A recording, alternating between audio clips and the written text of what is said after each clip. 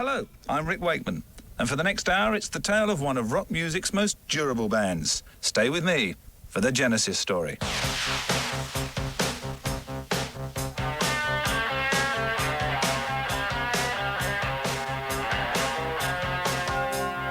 In this programme, I'll be your guide through the music of the rock band Genesis, and I have some help along the way from key band members like Tony Banks. Genesis is essentially, I think, pop music with slightly more sophistication. You're trying to create an atmosphere over that 6 minutes that you've got to suck people in, you know, hopefully send a shiver down their spine and just make them sort of feel good. Former lead singer Peter Gabriel. Our music was not considered commercial. We were told to go back to our day jobs, whatever they may have been, on one notable occasion, and it makes you a little more resilient.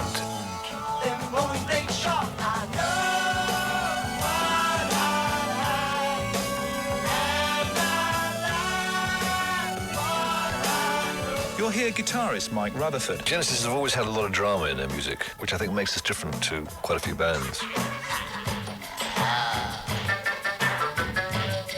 And no story about Genesis would be complete without Phil Collins. We did some great stuff, and we did some things that really shouldn't have seen the light of day, and we've done some stuff that were okay, you know. If you say that, it's like suddenly, okay, Phil Collins knocks Genesis.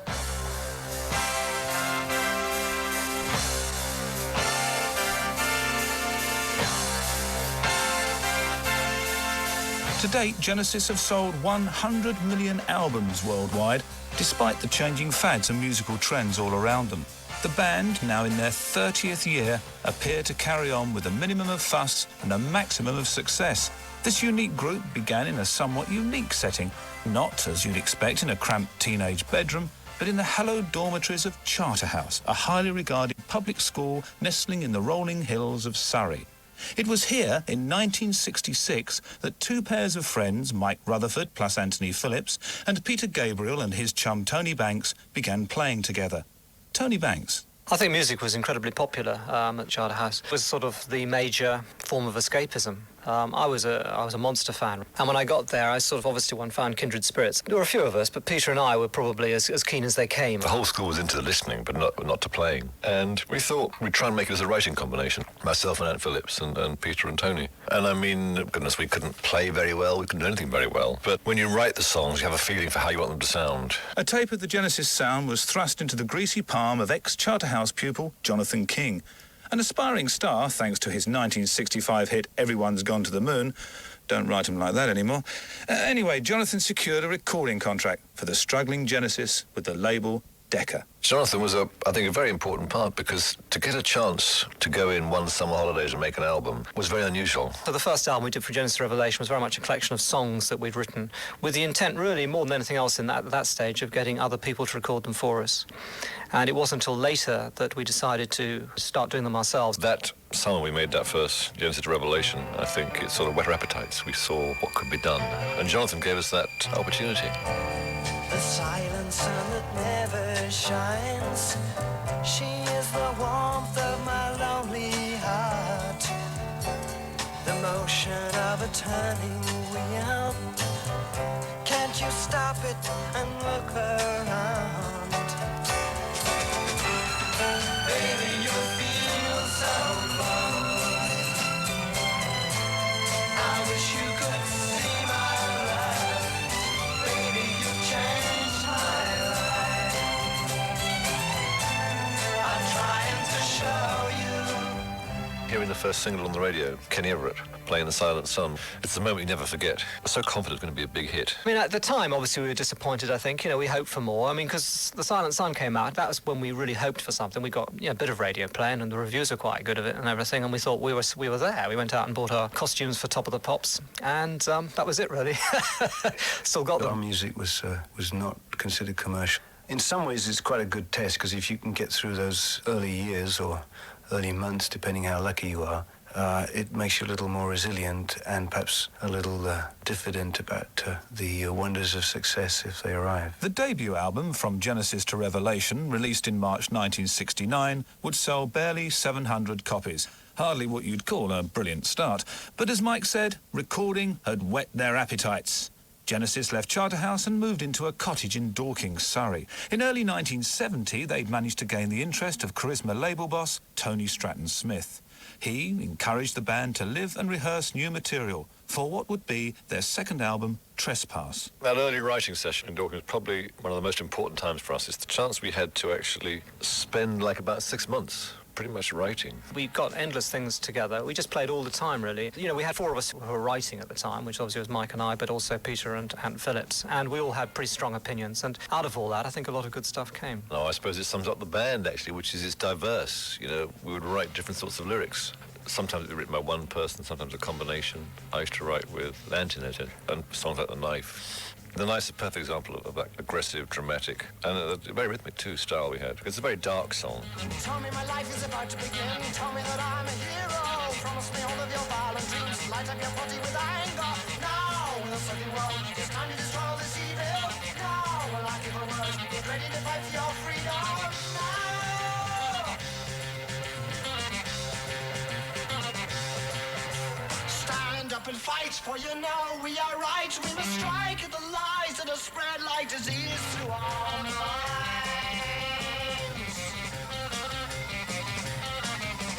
Soon we'll have power, every soldier will rest, and we'll spread out our kindness to all who our love now deserve. Some of you are going to die.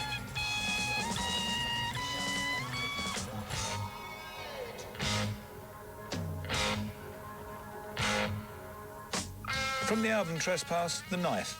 Guaranteed to get early Genesis fans calling for more. That was the set closer. If you couldn't get them with that, you weren't going to get them. Genesis were gaining a following through their concerts, but it was apparent drummer John Mayhew was not capable of reproducing studio material live. It was at this point, July 1971, that original member Anthony Phillips was struck down with crippling bouts of stage fright and later became ill with bronchial pneumonia.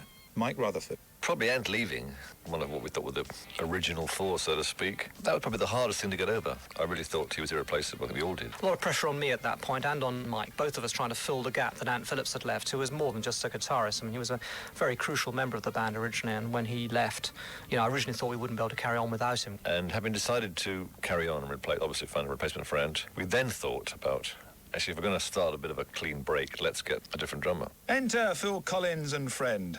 They saw the advertisement announcing auditions for Genesis in the Melody Maker. Me and my mate Ronnie, we looked at this and we thought, well, OK, let's go look for the audition. And, you know, I went down there with Ronnie in his Morris Minor and with my drums in the back. And it was in Chobham, Surrey. And when we got there, very nice house, and out the back on the patio was a grand piano under a large umbrella, a place for the drums. Mike Rutherford turned up in a sort of dressing gown, sort of smoking jacket with slippers. And it was all very, very sort of Somerset morn, you know. And we'd arrived early, as we always did. And so they said, well, why don't you and Ronnie have a swim in the pool while we auditioned the other drummers? While I was swimming, I remember hearing the other drummers doing their stuff. By the time we came around to auditioning me, I basically knew them. So when I sat down, and they said, OK, this is the tempo, and we'll just see how it goes, I blazed my way through it because I actually knew it.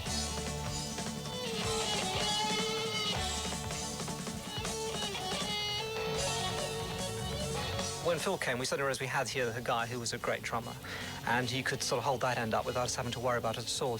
I think in terms of fitting in, I think it was obviously a little difficult for him right at the beginning because we were a bit of a clique. Although we came from public school, it was never a class thing or anything. We just slightly immature in the world, I suppose. And we found Phil really easy to get on with. He was a bit lighter than the rest of us. He could joke much better, you know. Tony and Peter were very keen, and Mike wasn't sure. As we know, drummers are thick on the ground. And about 3 weeks later, Peter called me and said, you know, would you like to join? And then Steve came along and had a lot of sort of weird, unusual ways of playing and unusual sounds. He just seemed to be right for the part. Guitarist Steve Hackett had placed an advertisement in Record Mirror. These were in the days when the music press still had clout, you know. We found A. Able guitarist, I guess it was. We put the A. Able to try and get near the front of the advert, so you'd see his name first, you know. And we went to see Steve in his flat in Victoria, and everything he wore was black. Black glasses, black hair, black beard. Guitar was black. Even the white bits were black, in fact. And Steve eventually joined. So when the guitarist finally came in, Steve Hackett, that was when it got, I think, a lot easier.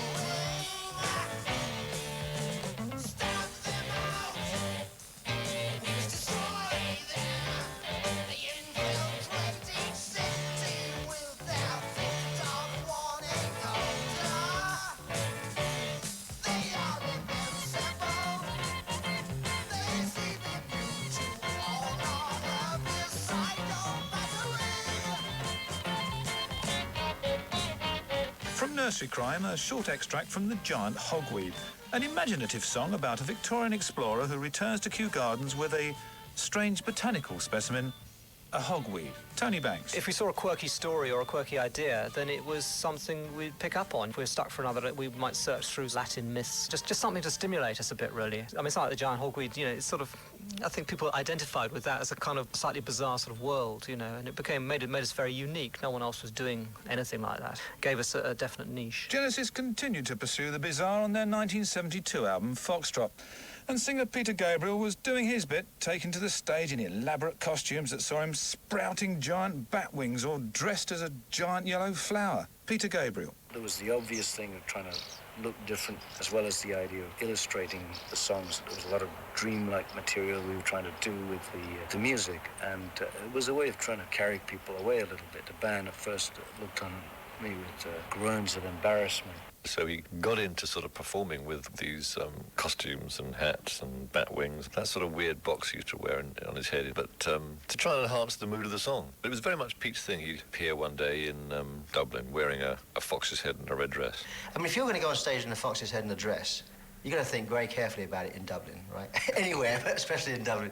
That was the biggest shock, suddenly to come out and see a lead singer sort of walking between the drum kit wearing a red dress. None of us said, my God, has he gone mad? We all said, oh, that's good, okay, carry on. You know, maybe that will be on the front page of Melody Maker next week. It got him on the front page of Melody Maker, and we thought, hey, this has got to be good, you know, because, you know, desperately searching for something to kind of make you stand out. It also gave someone like Peter, who's not a terrifically natural performer, you know, it gave him something to kind of hide behind and sort of like an actor almost. He could put this on and he became something else, you know, without doing anything. When he had this flower mask on, he looked like something, and I think it was a great asset. A flower? If you go down to the low farm, to look for butterflies, butterflies, butterflies, open your arms, it's full of surprise, everyone dies like the fox from the rocks, and the musical box. Oh, there's money down, and people died, and everyone's happy to be here. The sound of Supper's Ready, an epic piece of music that took up an entire side of the Foxtrot album. It clocked in at an impressive 23 minutes, and for a while it typified the group's daring and creativity. Mike Rutherford. Supper's Ready was a bit of a surprise for us because it sort of became something I think that was one of our strongest things we've done, but it happened sort of without us really realising it. It was like making a sort of patchwork quilt. We could get all these great bits you had and just join them together. Because then you could really do anything. I mean, if you're black, you could definitely go white. You know, if you're loud, you could definitely go soft. That would provide such a contrast. And once we'd done that, then the idea of going much further and making it into a much bigger thing and introducing all the kind of heavy side of the band into the same song as the light stuff, it happened, really. Our central interest was always the writing, the composition of the music, and that was the most adventurous piece to date. The real climax of the song, which is the Apocalypse in 9/8, was just a sort of improvised idea, you know. Again, no one had really used these kind of chords with this constant bass riff going all the time. Which was basically dun dun dun dun dun dun dun dun dun in 9/8. It's a very good piece of music. That was a real high to play. It was like a real free-for-all from my point of view. I mean, Tony and Mike were playing written parts, but I was kind of weaving in and out. It was a bit like an air battle, you know, and I was sort of weaving in and out and sort of catching certain things. Because when I really originally wrote the chords on top of that riff, I'd almost seen it that was it. But Pete was desperate to have some more vocals somewhere in this thing, and he started singing on top of this. And the combination of that really exciting vocal on top of those chords that sort of became, I suppose, Genesis' kind of trademark, particularly the end section, 666, became, you know, the real dramatic peak of our early period.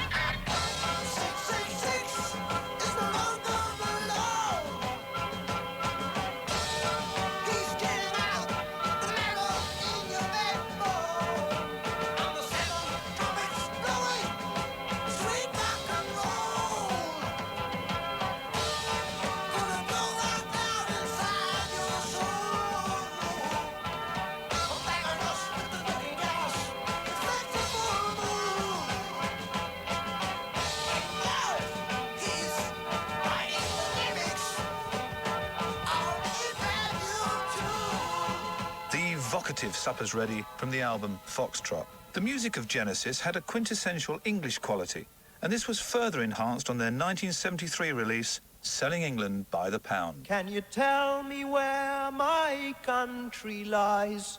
Said the uniform to his true love's eyes. It lies with me, cried the Queen of Maybe. For her merchandise, he traded in his prize. Yeah, there definitely was an Englishness, yeah. I mean, the da-da-da-dum-da-dum-ba, Dancing with the Moonlit Night, which I really liked. It was a very medieval kind of, the chords were quite English, you know. And the Englishness of it, what was interesting is the fact the countries, they'd applaud when a mood changed. So they were listening to it like one would listen to an opera. Like, you know, you don't understand what the guy's singing about, but you go with the mood of the music, and they were really into that. There's always been airflow. Jacob, wake up, you got to tidy your room now. And then Mr. Lewis, this is the time that he was out on his own. Over the garden wall, two little lovers could do to you. Keep them rolling things sharp, I know. What I like, and I like what I know. Getting better in your wardrobe. Stepping one beyond the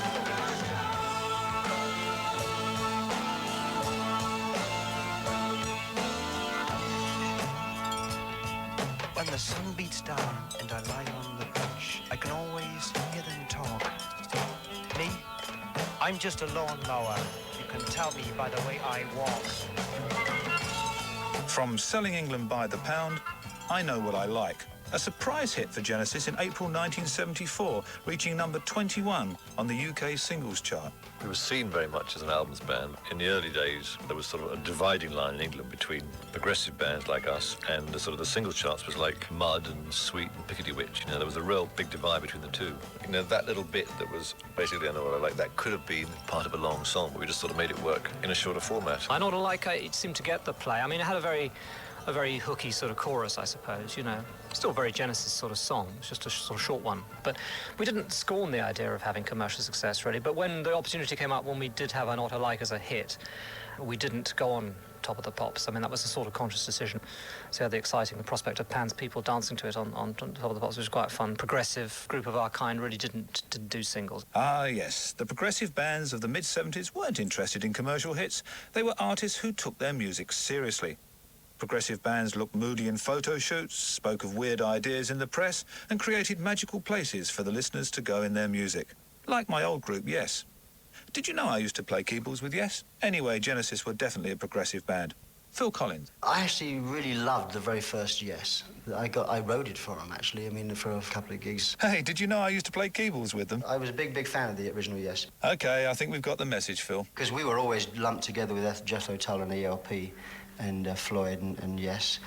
And really, I didn't feel that we had anything in common with any of them. But the musical press tended to put all those groups that played unusual stuff in one bag. In the mid-70s, to fully qualify as a bona fide progressive rock act, you needed that all-essential concept album. In 1974, Genesis began work on their most ambitious record to date, The Lamb Lies Down on Broadway. And guess what? I think we thought the concept idea was a good idea because it gave us a freedom. You could be a little bit braver. We did it on a mobile in Wales. You know, we kind of recorded like bohemians, really. Spliff up and light up and play, I suppose. I don't know. I mean, when we were writing The Lamb, we did it in a place called Headley Grange near Guildford. But there was rats had the run of the house. It was completely, you just walk down the corridor and these rats would stop and say, yeah, what do you want, you know? The idea of doing a kind of concept album was like doing Supper's Ready, if you like, over 2 albums. And it was a question, really, what story do we hang it on, really? You know, Peter came up with this story, which I thought was...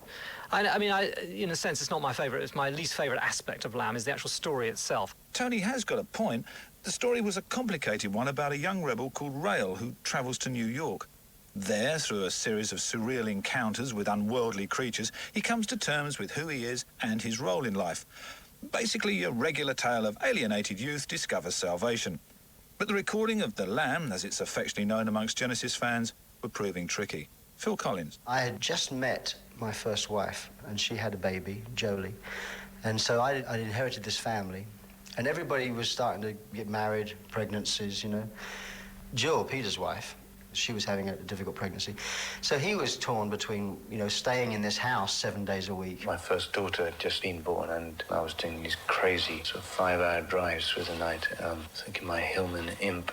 That pissed off the band too, because I was the first to sort of have a baby, and they, you know, didn't have any understanding how it changes the way you feel. It was kind of either you with us or you're not with us. And there's a lot of pressure being put on Peter. There were certain points in the plot we had no song for, and so we wrote a song kind of on the spot. And that produced a different way of writing for us. It was a much more spontaneous method of writing, and it produced songs like Carpet Crawlers and The Grand Parade of Lifeless Packaging, which were kind of developed very much just to fill a gap in the plot. We were writing in one room, and Peter had a piano, which he was working on lyrics while we were writing some of the songs. So the music for The Lamb was very much, probably a little bit more the four of us, although Peter was obviously involved. And the lyrics were all Peter. And the land lies down on Broadway. Early morning, Manhattan, ocean winds blow on the land. Movie palaces now undone. The all-night watchmen have their fun, sleeping cheaply on the midnight show. It's the same old ending. Time to go get it out. It seems they cannot leave their dream. There's something moving in the sidewalk steam. And the night lies down on Broadway. On Broadway, always bright on Broadway. The title track still seems to sound pretty strong to me. The lyrics were virtually all Peter lyrics on this one. There were a lot of words that took him a long time. I've never been renowned for being the world's fastest worker also. They take a time usually. They appear in one form and then get ditched, chopped up, and then resurface usually. We were sort of hassling him to get them finished, and he was sort of fighting to get more time. So it was not the easiest album. The difficulties continued and were further complicated when film director William Friedkin invited Peter to develop an idea for a movie. I remember it as being him saying, I've been asked to do this, can I have 3 weeks off? And we said, no, no, either you're with us or you're not, Bloody minded, really, unbelievable. But he said, well, I've got to go and do it, because, for me, as a writer, this is a great opportunity. And he went. I'd have gone, And you realised that his commitment was no longer with the group. So we just carried on writing. And of course, Peter came back. But the tension within Genesis had become apparent during the recording of The Lamb Lies Down on Broadway, and during their 1974 American tour, Peter told the band that he wanted to leave.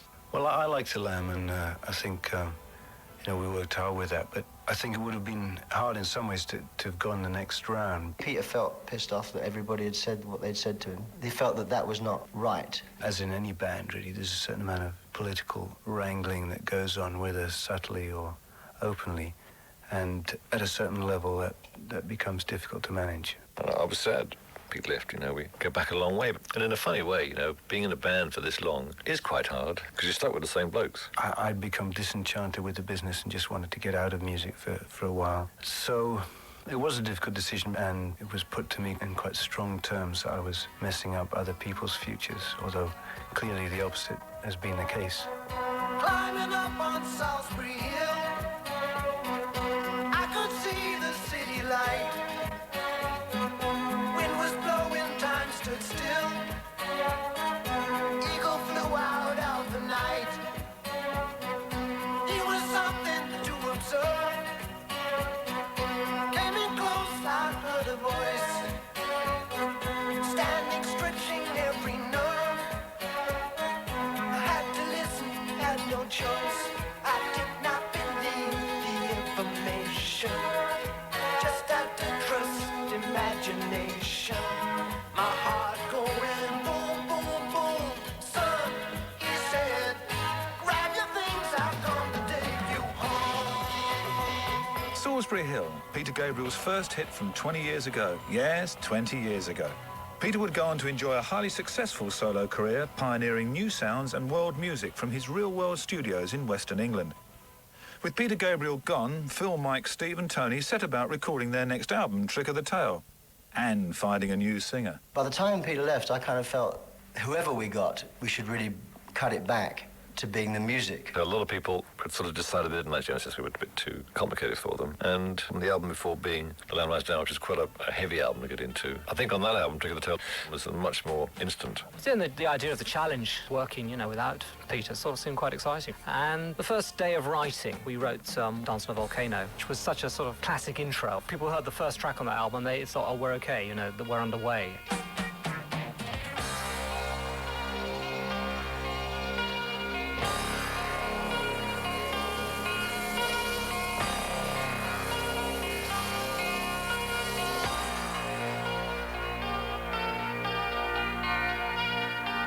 As Genesis rehearsed and recorded new material, hopeful singers would come in one day a week. Every Monday we'd have singers come in. I had to teach the guys what to sing. And we went into the studio with one guy, but he didn't turn out to be very good. I said, let me have a go. And it was not my intention to sing. I'm still not sure if I actually really think it's a great idea that I did it. It's changed my life completely.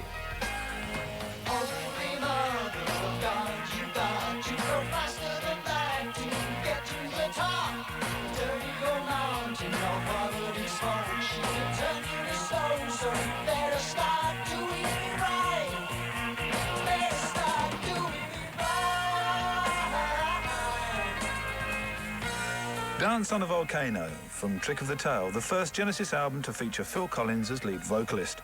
And it went to number 3 on the UK charts in March 1976. But with the tour on the horizon, Genesis had a problem. Phil Collins couldn't play drums and front the band. I could never hear the group with someone else playing the drums. And at the time, I was working with Brand X and Bill Bruford. We were rehearsing one day, and he said, you found a drummer with Genesis yet? And I said, no. And he said, ask me, I'd love to do it. I didn't think he'd want to do it, having been there with Yes and Crimson. But anyway, the guys in the band thought it was a great idea. So suddenly I had the option of a great drummer playing our stuff. So I went out. In the space of a year, Genesis released 2 albums. As we've mentioned, there was Trick of the Tail, and in early 1977, Wind and Wuthering. Both confirmed Genesis had not suffered from Peter Gabriel's departure. Their concerts continued to attract healthy ticket sales and were captured on the double album Seconds Out.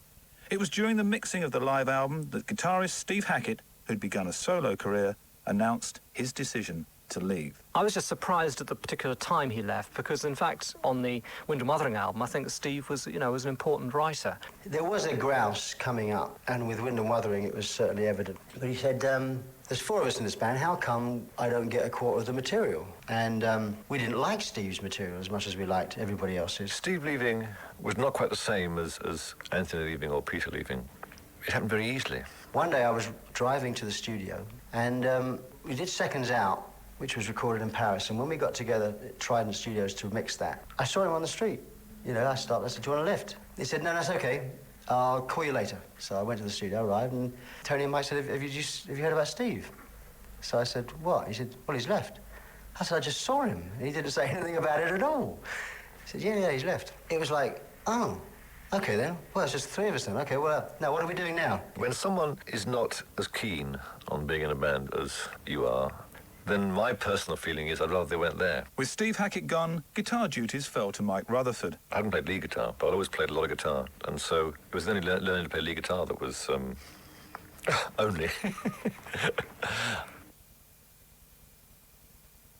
Philadelphia capitalised on their shrinking lineup, dubbing their next record, and then there were 3. In fact, that particular album, Then There Were 3, is not one of my favourites. And in fact, having said that, there's some nice stuff on it. I think Many to Many is a great song. That was like Follow You, Follow Me, actually. Perhaps very lucky, I think, that we came up with Follow You, Follow Me in that particular moment in our career, really. It became something kind of much more important, I think, because it established us as more of a radio act. I think it's a great little song. I mean, just it kind of wrote itself, really. Had a guitar riff and Tony found some chords, and then probably, lyrically, probably the quickest song I've ever written. Follow You, Follow Me was quite hip, and when the lyric went on it, which was Mike's lyric, I felt it was a little twee, but it was, big hit. So what do I know?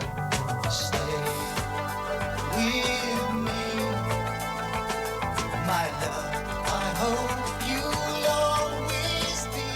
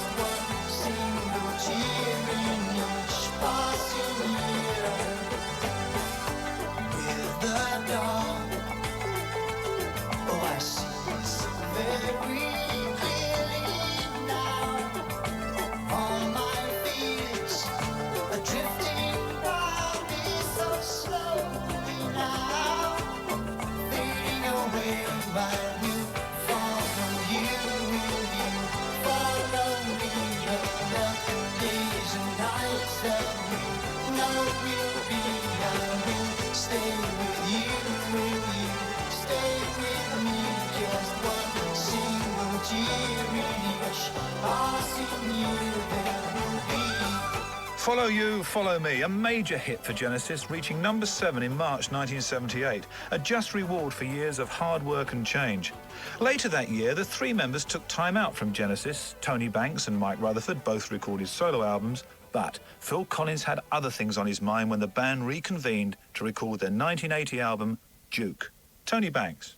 We still saw Genesis as the primary thing. Was the idea of doing solo albums just seemed like a fun thing to do, I think. Mike and I did our solo albums in many ways because Phil was having a few problems with his first marriage. We discussed what we were going to do in 1977, and it was going to be 3 American tours, 2 European tours, and a tour of Japan.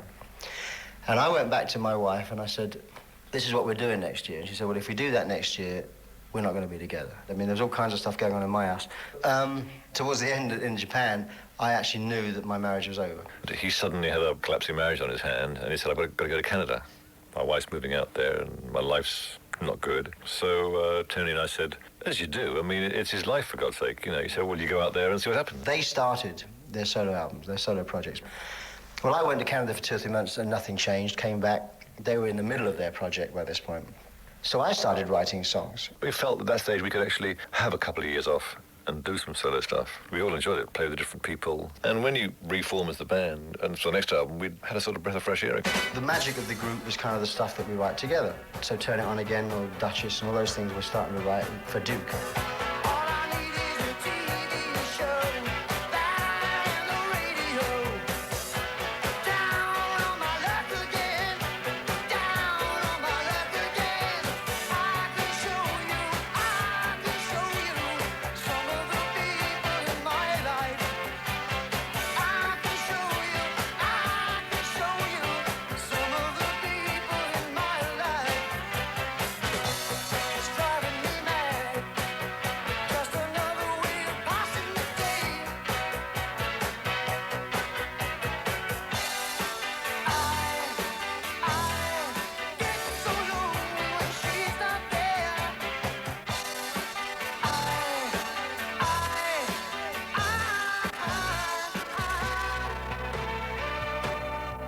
You're listening to The Genesis Story with me, Rick Wakeman.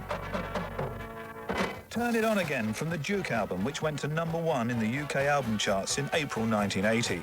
It was around this time that Phil Collins began work on his first solo album. I started writing songs out of the sadness, anger, resentment, all those kind of things that you go through when you go through divorce. I started writing those songs for face value, for me to give to her, and it was never thought of me as an album at all. And so now I played my manager, Tony Smith's stuff one day, and he said, this is a record. And we copied my demos onto the big tape, and that became Face Value. Face Value successfully launched Phil Collins' solo career, and his atmospheric single, In the Air Tonight, was a global hit. Mike Rutherford. I was shocked. Oh, yeah, I was surprised. I was pleased for Phil. The song In the Air Tonight I thought was a fantastic song, actually. And, you know, at the time we would kind of offer our best things to Genesis. Phil played us a few things that he had written at this point, and he swears he played In the Air Tonight as well, and I said he didn't play that. Because I think if he had played that, I'd have said we should do that. I played them In the Air Tonight. I swear. Tony Banks refuses to accept the fact that I played it to him. Because I gave him kind of, you know, I said, well, I don't mind, because this isn't an album yet. But, you know, it's only later when kind of the track has been built into a dramatic piece of music that someone can say, well, if it had been like that, I'd have had it.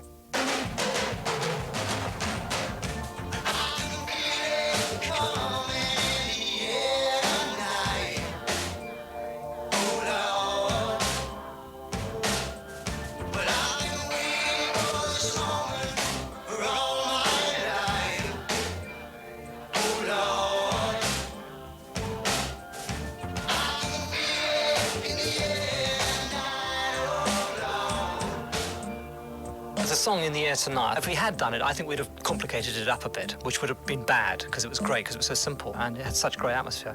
I think it did surprise us all how successful it was.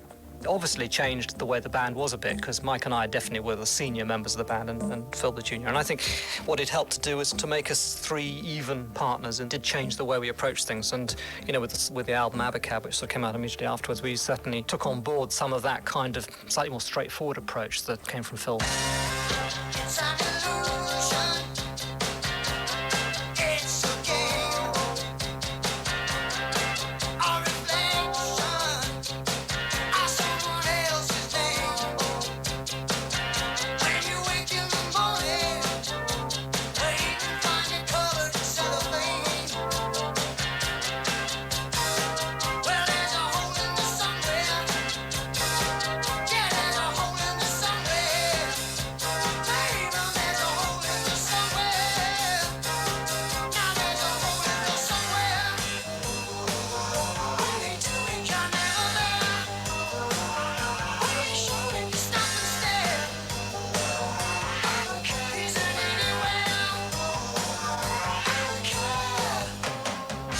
title song from the album Abacab. Abacab was a song made up of 3 bits. Bit A, bit B and bit C.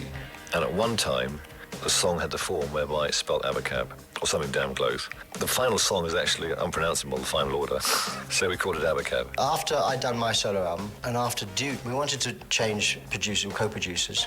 I'd met Hugh Padgham, you know, it'd be good to have someone new around. We'd just got our own studio. We wrote Abacab, things like that started to come. It was a bit more rocky. As writers, we'd started to use drum machines, and it started to make space in everybody's writing. The new approach to writing through the use of drum machines was more obvious on the group's next album, simply titled Genesis. Released in 1983, the record featured the innovative hit single Mama. When you write a song, it tends to come with a sound or an atmosphere. For example, Mama, it starts with this drum machine sound. I had a drum machine pattern, and I put it through my guitar amp and distorted it. Suddenly, you've got this sort of weird, dark, that sort of dark sound, and then Tony's chords. I knew that we had something from the moment that Mike was the drum machine pattern, which is Mike's. We decided to try and put it down as soon as we'd written it. We just thought it sounded such a great mood, and we knew if we worked on it, we'd complicate it up a bit. But we were going for pure atmosphere there, big drone, you know, I like drones, and just the chords sort of quite simple. And there's an instant atmosphere before you even start singing, and that, I think, is what we probably do best. Mama, I think, is one of our great tracks. It was very John Lennon-esque, actually. I can see you, Mama, but I can hardly wait. And to touch and to feel you, Mama, oh, I just can't keep away.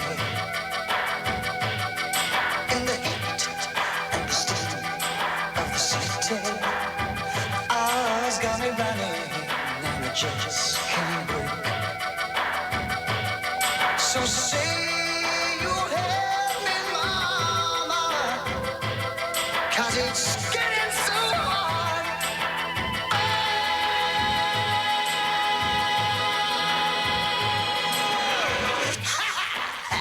And also the laugh. You know, the laugh. That was taken from Grandmaster Flash. I mean, nobody would ever think that we've sort of been influenced by a rap act. Hugh came in with this record, The Message, and he was playing it, and we all thought, it's like a jungle sometimes. It makes me wonder. We all thought, that's great. A laugh, fantastic. And I was doing it when we were doing the vocal. Because we'd just been hearing it, I kind of went out there, you know, and everyone said, that sounds good, you know, do that there. You almost think you've got all the drums you're going to get in that track, too. That's what's good about it, because it's a much bigger drum sound than a drum machine normally would be. And then when, of course, the real drums come in, it's such a big plus on top of it. It's hot, too hot for me, Mama, but I can't hardly wait. So stay, don't leave me, Mama, 'cause it's getting so hard.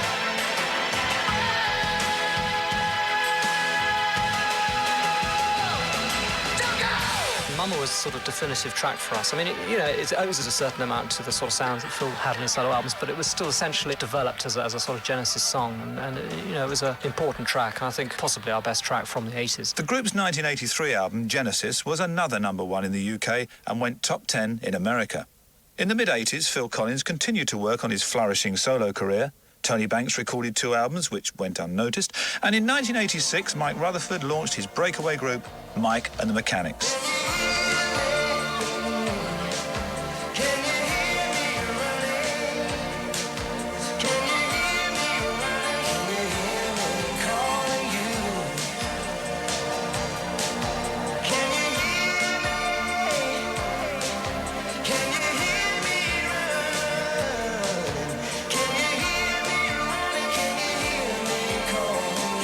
Silent Running, the first major hit single for Mike and the Mechanics, featuring Mike Rutherford and the vocals of Paul Carrack and Paul Young. So by the time Genesis regrouped to record their Invisible Touch album in early 1986, 2 members of the band had successful solo careers. Mike Rutherford. By working more outside the group, I think as a musician you improve. Your experience is greater. So we'd walk in with nothing written. And the same with Invisible Touch. Whatever we've been doing individually, doesn't affect what Genesis do, you know. Even if I've got 6 songs that, you know, sitting there waiting to be recorded and, you know, out, I would never bring anything like that in to the band, and nor would Tony and nor would Mike. You make a point of not taking ideas in. You just jam, and you jam one morning for an hour, and you listen to it back, and it could be rubbish, or it could be the start of something there. We just exist with that blank sheet of paper.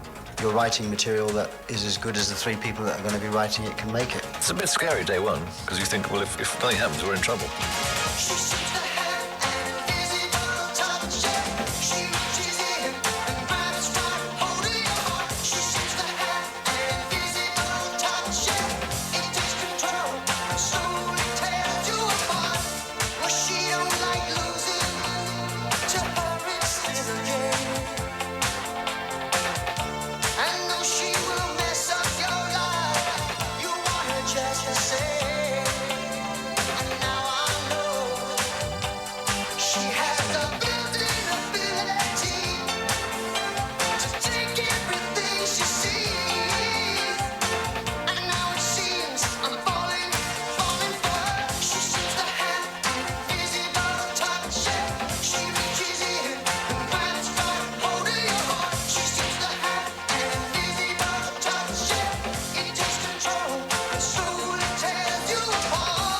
Title track from Invisible Touch, an album that also featured the hit single Land of Confusion.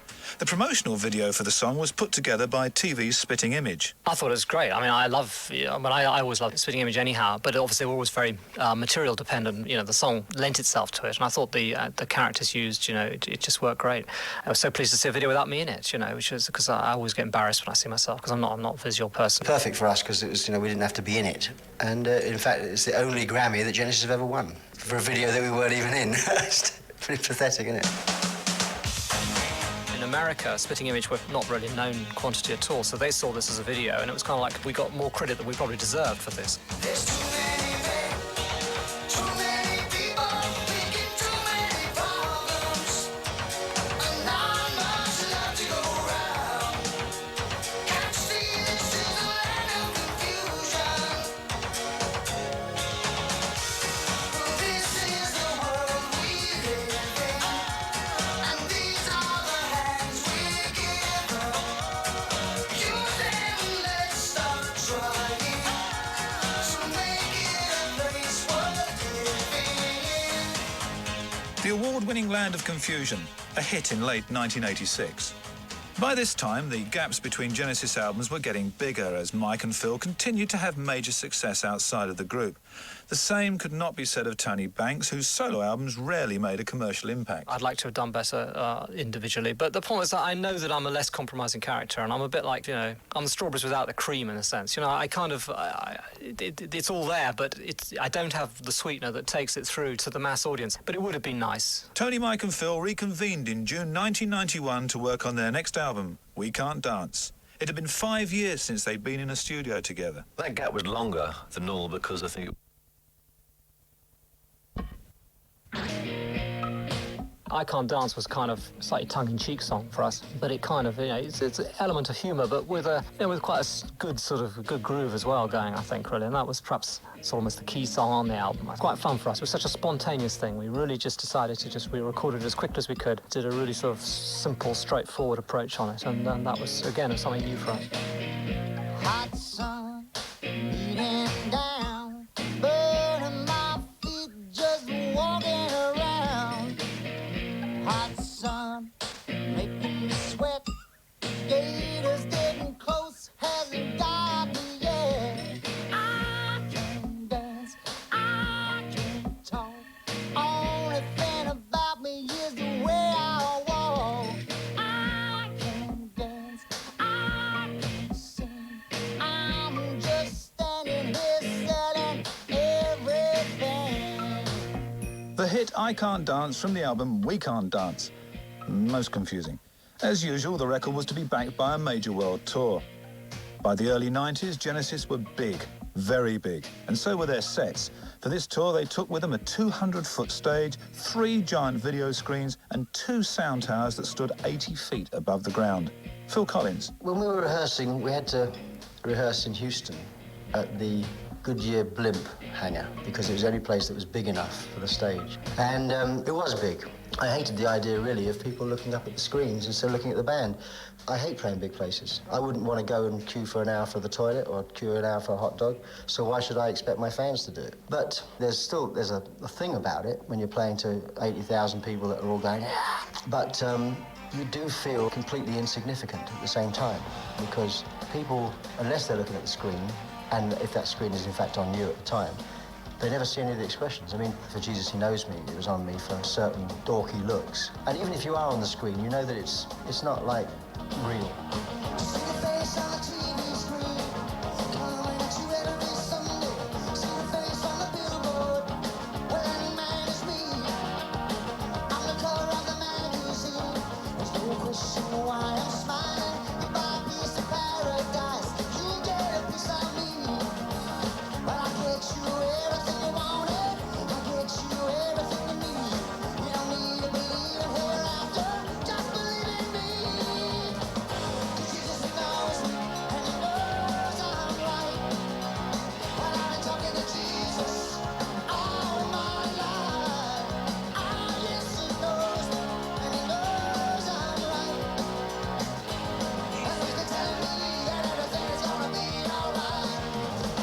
Jesus He Knows Me from the live album The Way We Walk.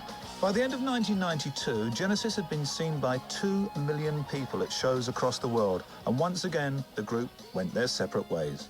However, Phil Collins would not rejoin Mike and Tony for the next Genesis album.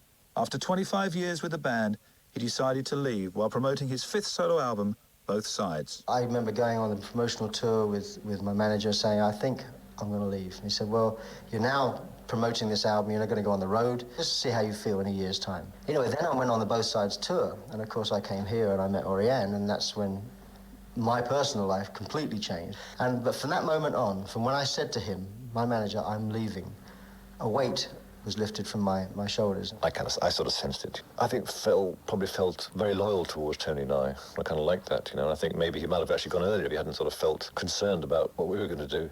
My projects always used to leapfrog Genesis projects, and Genesis projects leapfrog my projects. So by the time I've done an album, maybe a 9-10 month tour, I finished, and then by that time, it's been like 2.5 years. Suddenly Genesis is saying, when are we going to get together? So my life has been a continuous stream of work.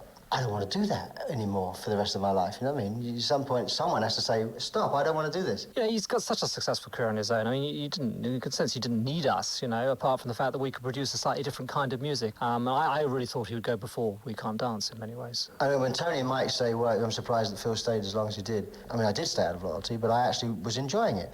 And it never dawned on me, hey, I'm having success on my own. I don't need these guys. And of course, you know, it's a disruptive thing. I mean, I'm involved with the farm, which is a studio, but I mean, there's a lot of financial things, you know, but that doesn't make any difference to me. You know, I mean, I want to be where I'm happiest.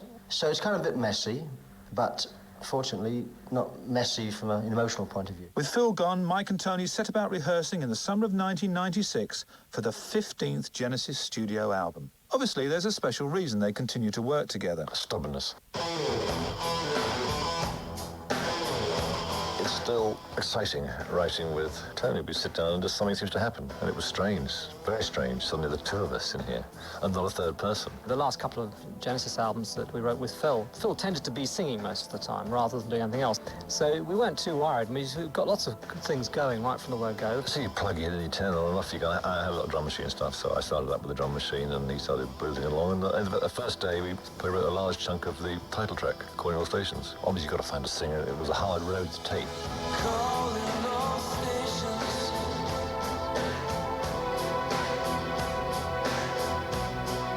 Can anybody tell me exactly where I am? I've lost all sense of direction. The title track from the new album Calling All Stations, featuring the vocals of Ray Wilson, formerly of the Scottish rock band Stiltskin. So how did you join Genesis, one of the world's leading rock acts? You paid a large joining fee. No, not many people came down here. We had a lot of tapes we played. We wanted someone who wasn't too well known, because it's quite weird when someone really well known joins a well-known band. You get a strange combination. I mean, I have to say that when I heard the Stiltskin album, I thought this guy he's really good. If he can cope with the range that's necessary. But when he came down and he started singing, I thought, this is fantastic. Some things he finds easier than others, you know. Calling All Stations has a lot of power to it. He does capture a lot of emotion in his voice. There were two people originally. Ray came down and Dave Longdon. And we wrote a whole lot of songs, and it just seemed very obvious. Dave had a great voice, but it just seemed that Ray just seemed to... He sang some stuff, and it felt right. Ray Wilson. I was here to compete. I was here to win, and that was my attitude with it. I wanted to sing what they gave me to sing. I wanted to sing better than Dave did, or more appropriately.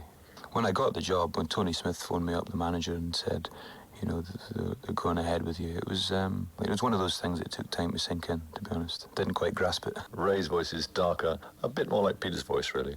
The jump from Peter to Phil was not as great, I think, as Phil to Ray. I can't go into this worrying about whether or not people will think I'm better or worse than Phil Collins, you know? Because even, you know, in many respects, even if people don't think I'm as good as Phil, it's still not an insult, you know what I mean? Because Phil is one of the finest musicians there's been. If I get anywhere close to that, it's an achievement. But then having said that, I mean, you don't want to be the same. You want something different. Otherwise, why are you doing it? You say that I put chains on you,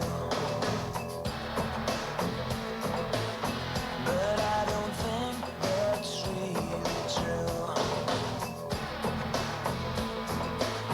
But if you wanna be free from me, you gotta lose me in another world. Send me to the Congo.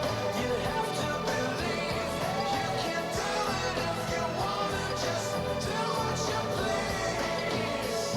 Congo, the first single to be released from the album Calling All Stations, featuring new member Ray Wilson.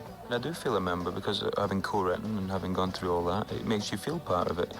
And the way Mike and Tony are, they make you feel involved. And meetings, whether they be business meetings or tour meetings, I'm there, I know what's happening. They know it's a good thing to have an opinion from another generation. When I was 6, 7 years old, Selling England by the Pound came out.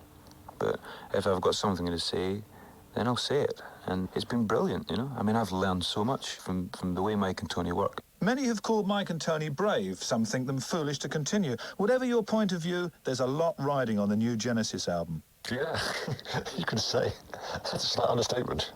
I mean, the worst thing in the world would be for the album to come out and die a death. I would feel embarrassed. It can come out and not sell well, but it needs to be received well, I think. I don't want to feel I've gone too far. I'd hate that. He might cut up himself after he's getting like Phil now. He's got an alternative occupation, you know, which is doing incredibly well, Michael Mechanics, you know. And so from a pure sort of success point of view, he doesn't need to take this particular risk. But I think the challenge, we all fancy a challenge, and that's part of what this is all about. Plus the fact that what Mike and I write together is completely different from what either of us seem to write on our own, really. Calling All Stations went into the UK album chart at number 2 in September. So it looks like the gamble has paid off. Genesis are about to embark on a series of dates across the world, so you could say it's business as usual. After 30 years together in Genesis, Mike and Tony have had plenty of time to reflect on their incredible career and success. We've never had one of those albums, like the album, the Tubular Bells or the Dark Side of the Moon, you know, a sort of a real moment. It's good and it's bad because it's hard to repeat in a sense, but I'm not sure we're that kind of a band. I think sometimes the writing on each album is too diverse. I mean, you know, in terms of work, the odds of one group having, like, it's been Genesis, Peter Gabriel's solo career, Phil's solo career, Mike and the Mechanics. Can't believe sort of 3 solo areas have just taken off this much. It's being greedy almost, you know. We've had such amazing success, but I think it's just down to the songwriting, really. If I like it, that's all I need to be convinced. I've got a sort of feeling that most of this will be forgotten, really. You know, I think all pop music is really, it's a very contemporary thing. I mean, I'm amazed that some of it has lasted as long as it has, and I think it's only sort of from a historical perspective. I remember I was walking along Wardour Street, and this guy runs up to me whose hair was punk, and he wanted me to sign something, and he had, because he said, oh, fantastic, fantastic. And the only thing he had that on him for me to sign was a copy of Pretty Vacant by the Sex Pistols. So I knew at that point, it's not built to last, this, and what maybe will last will not be what any of us will predict. You know, I'm pretty sure it won't be the people who have the headlines.